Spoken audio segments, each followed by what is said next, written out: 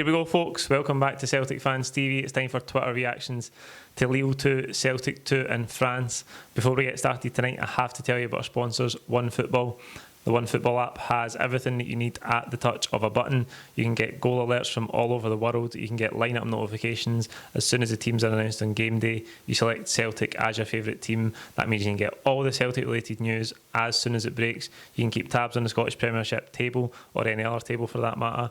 Top goal scorers, top assist makers, yellow cards, red cards, forum, you name it, you can track it on the app. It's free to download, and you can download it by clicking the link in the description of this video. It's a great way to support the channel. Get involved, download it, and let me know what you think of it. We'll start tonight with Connor B_67. Unlucky not to have been walking away with 3 points, but if you told me it'd be 2-2 before the game, I would have taken that. Duffy needs to improve drastically if he wants to keep his place in the team. I think tonight we would all have taken 2-2 before the game.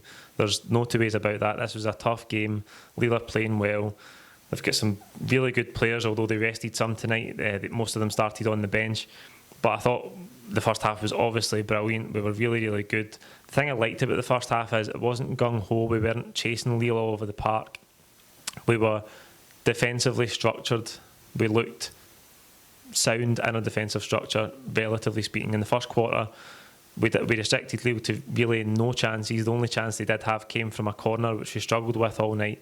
But I thought we restricted them open play quite well in that first half, and we got the 2 goals. So it's disappointing, obviously, to not get the 3 points. But if you'd offered us that before tonight, we'd definitely have taken it. Hoops Lad 67, never good to lose a 2-goal lead, but would have taken a point at kick-off. I'm not really enjoying the games, to be honest. Don't know if it's the empty stadia or the jittery performances, but I'm just not feeling it. It's difficult. Watching Celtic just now is difficult. This is a big season for us. We're so emotionally involved, and we can't be there to support the team. Allied to that, we're not playing well. We've been getting poor results, poor performances for most of the season, and despite all this criticism, all the hysteria that Neil Lennon spoke about in the pre-match press conference, that happens. But if we were there in the stadium, we'd be backing the team and supporting the team every step of the way at every game, like we always do. But after the fact, after the game, when we come and make this content, and everyone else dissects the game, that's what fans do. They criticise when we're not playing well, and we haven't been playing well. So it's not brilliant to watch just now. We have to be at home. There's no fans in the stadium. The performances hasn't been great, so it's not a great watch. But we got a good result tonight. We got a good result. We got a decent performance. It was almost a game of 2 halves, if you like. Brilliant in the first half. A wee bit negative, if you like, in the second half. I thought we sat too deep. We let Lille come on to us. It was wave after wave. But overall, there's positives to take into Sunday, and that's the main thing after the couple of weeks that we've had. Sean McCrory, feels like a loss, but full credit to the team. Very proud of the boys. As fans, we asked for a reaction, and tonight we got one. Everyone dug in and fought for the jersey. On paper, we should have been hammered. A point away from home is always positive. Moy, brilliant, and Laxalt, immense. Aye. Talking about individual performances tonight, Diego Laxalt was superb. We've got a player there. We knew he was a player. He's played at the World Cup for Uruguay. He's played for AC Milan. He's went for relatively big transfer fees, and you can just tell you know a player when you see a player. Absolutely brilliant tonight. So tenacious.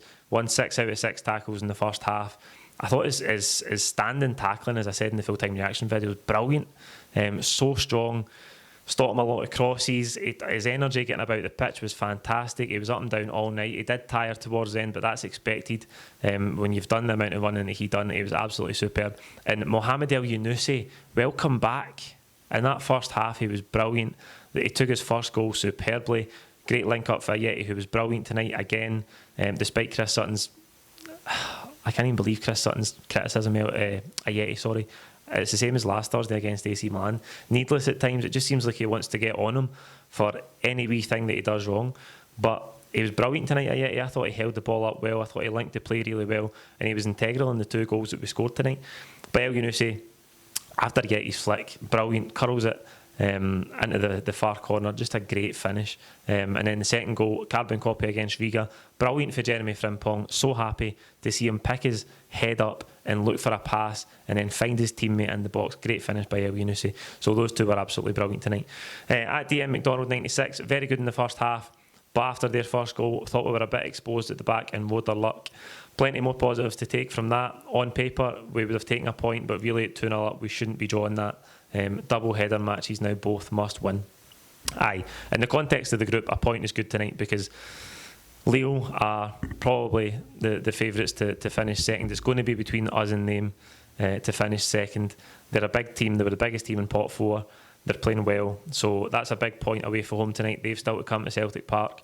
Thinking about Neil Lennon's team and how they've played away for home in Europe, I'm actually a wee bit more apprehensive about the game at Celtic Park, given recent results there, than I am about away fixtures. But it's still a great point tonight.